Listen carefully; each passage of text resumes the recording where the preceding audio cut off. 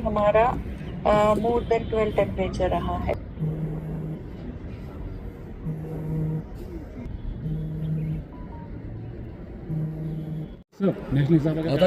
शंकराचार्य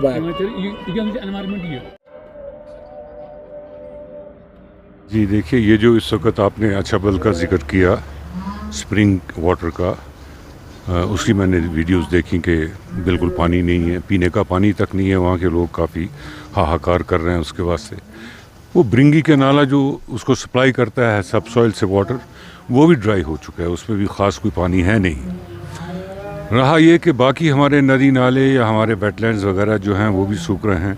तो हमें तो पता है कि इस वक्त एक ड्रॉट कंडीशन है जो कि ग्लोबल वार्मिंग की वजह से हुई है और जो क्लाइमेट चेंज हो रही है उसकी वजह से हो रही है।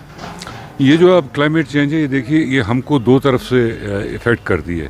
एक तो लोअर हिमालयस और दूसरा जो हमारा कोह करम है on the other side of this thing Himalayas.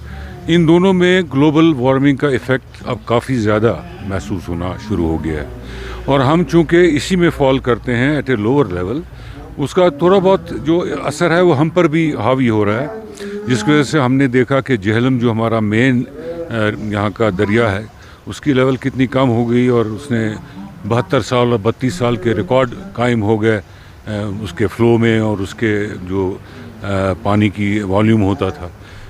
Wular में भी पानी की बहुत कमी है, उसके भी वीडियोस आए दिन आ रहे हैं।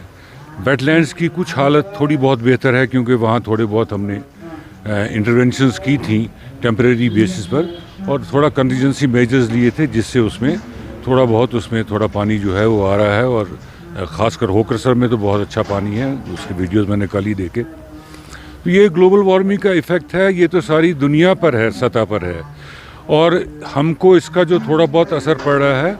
अब उसमें देखें हमारी जो G20 की मीटिंग हुई कंट्रीज़ की, उसमें यूनाइटेड स्टेट्स ने तो इतना हिस्सा नहीं लिया, उन्होंने तो अपना बरी रखा है उससे।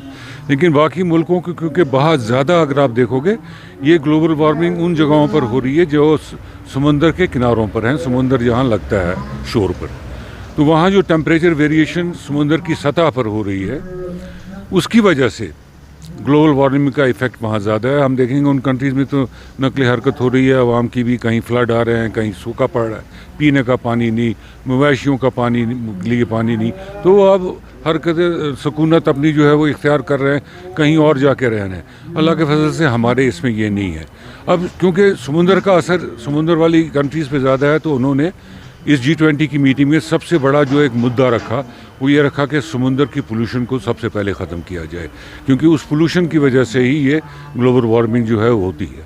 लेकिन उसके बाद WHO और UN वालों ने रिसर्च की और पता चला कि जिन इलाकों में वेटलैंड्स हैं, अगर उन इलाकों के वेटलैंड्स को कंजर्व किया जाए, वहाँ की लेक्स को, वहाँ के दरिया के लिए वाटर मैनेजमेंट के लिए पूरी एक पॉलिसी मुरतब की जाए, कंटिजेंसी प्लान्स जो हैं वो बनाए जाएं, ये देख के कि ट्रेंड जो है ग्लोबल वार्मिंग की क्या है, तो उससे उस खित्ते में कम से कम इसका जो असर है वो बहुत ही कम असरअंदाज होगा और उससे मतलब इतनी ज़बरदस्त सख्ती नहीं आएगी इसके असर में जितनी कि इस वक्त हम महसूस कर रहे हैं।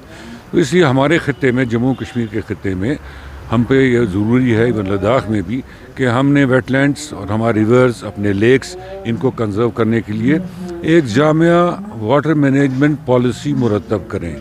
इस वक्त तक हमारे पास कोई वाटर मैनेजमेंट पॉलिसी गवर्नमेंट के पास नहीं है।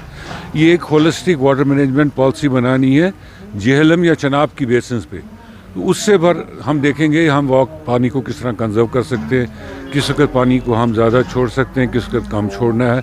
अगर वो चीज़ हो जाए तो हम इंशाल्लाह इस दिक्कत से है दूर हो जाएंगे, बच जाएंगे। सर मुख्तसरन जानना चाहेंगे कि जो ग्लोबल वार्मिंग पूरी दुनिया में देखी जा रही है, पाई जा रही है, तो कश्मीर में आप क्या कुछ प्रिवेंशन इसके देख रहे हैं? क्या लोगों को करना चाहिए, क्या सरकारों को करना चाहिए? देखें, सबसे पहले तो कश्मीर में जो पोल्यूशन होती है, हमारे नदी नालों में डाली जाता है गंद और हमारे दरियाओं में भी गंद जाता है, उस पोल्यूशन को हमने हर सतह पर रोकना है। घरों से रोकना है, महल्लों से रोकना है, तमाम अवेयरनेस उसकी करनी है सिटी की लेवल पे, म्यूनसिपलिटी को उसमें ख़ास रोल अदा करना है कि ये पोल्यूशन जो है, जो नदी नालों से सारा गंद हमारी वाटर बॉडीज में जाता है या टेरिटोरियल ज़मीन पर भी कहीं पोल्यूशन की जाती है, उसको हमने बिल्कुल रोक देना है, क्योंकि पोल्यूशन एक इफ़ेक्ट है वो जो ग्लोबल वार्मिंग करता है। दूसरा, जैसे मैंने आपको बताया, अपने आबी ज़खायर जितने भी हमारे यहाँ हैं उनको कंजर्व करना है। चलिए, thank you sir, thank you very much.